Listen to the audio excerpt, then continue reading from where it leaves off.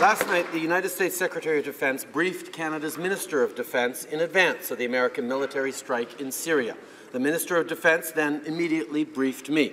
This morning, I spoke with the President directly and emphasized that Canada agrees that Assad's repeated use of chemical weapons must not continue. In the face of such heinous war crimes, all civilized peoples must speak with one voice. That is why Canada fully supports the United States' limited, focused action to degrade the Assad regime's ability to launch such attacks.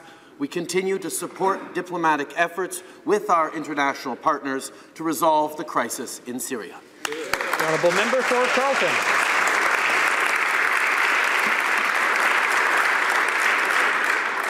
As does the Conservative Party support the United States missile strikes against the Syrian regime in the aftermath of its chemical weapons attacks on its own civilians. That said, yesterday, that was not the Prime Minister's position. At that point, he said it wasn't even clear who was responsible for the chemical attacks on Syrian civilians, and that the UN Security Council needed to hold another meeting, which would include a veto power by the Russian Federation. Mr. Speaker, when will the Prime Minister stop being so dangerously naive and confront this dictator and this tyrant? The Right Honourable Prime Minister.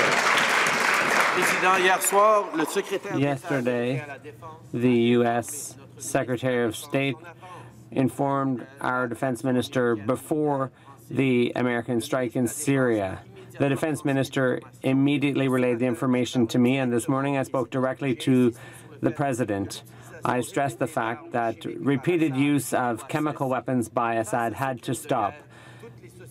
With these war crimes going on, all civilized societies have to speak with one voice, and that is why we fully support the limited and focused action by the U.S.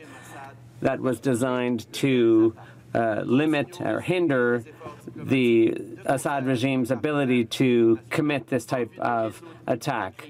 When we support the international community's attempts to resolve this situation.